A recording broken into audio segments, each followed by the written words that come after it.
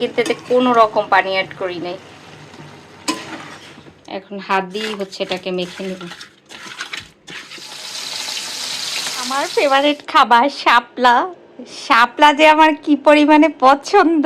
আর সাথে হচ্ছে এই যে আমার চাবলি মাছ ফেভারিট, এটা দিয়ে শাপলা খেতে যে কি মজা। অনেকে আবার বলে ঝাটকা ইলিশ, আমরা বলি চাবলি মাছ। এটা দিয়ে শাপলা রান্না করবো আজকে, খেতে কিন্তু সেই মজা হবে। চাবলি মাছ যে আমার এত ভালো লাগে, অনেক দিন পর এটাকে পাইছি।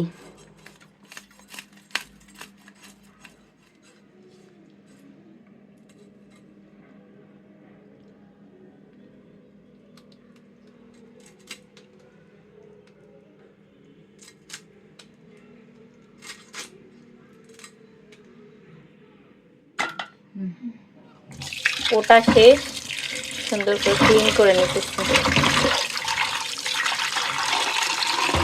মাছগুলো একদম রূপালি ইলিশের মতো লাগে না?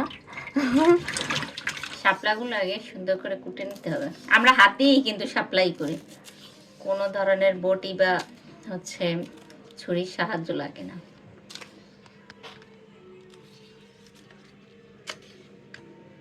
মাছগুলা কিন্তু ওয়াশ করা শেষ সুন্দর করে।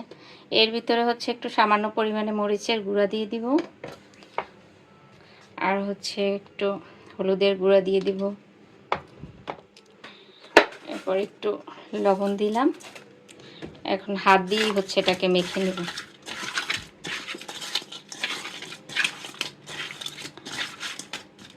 সুন্দর করে মাখা হয়ে গেছে।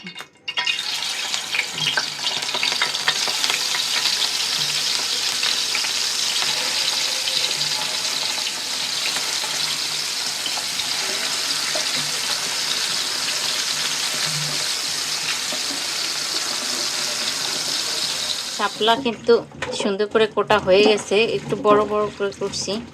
এভাবে কুটলে আবার মাছ দিয়ে রান্না করলে মজা লাগে।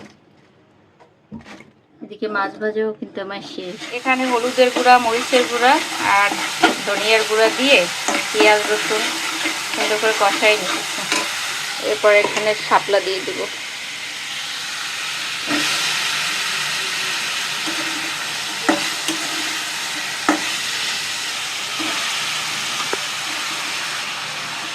একটু ঢেকে দিতে হবে, তাহলে পানি বের হবে শাপলা থেকে।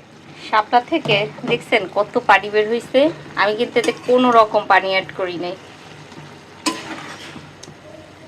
এর ভিতরে এখন যেহেতু আমি মাছ দিয়ে রান্না করব, তাই অল্প একটু পানি আমাকে অ্যাড করতে হবে।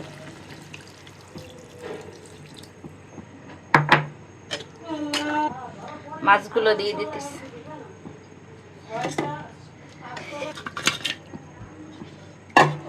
মাছগুলো দেওয়া শেষ, এবার একদম ঢেকে দিচ্ছি, একদম হওয়া পর্যন্ত অপেক্ষা করব। একটু জিরার গুঁড়া দিয়ে দিচ্ছি। শাপলা আর হচ্ছে চাবলি মাছ রান্না শেষ। কালারটা দেখছেন একদম ঝাল ঝাল।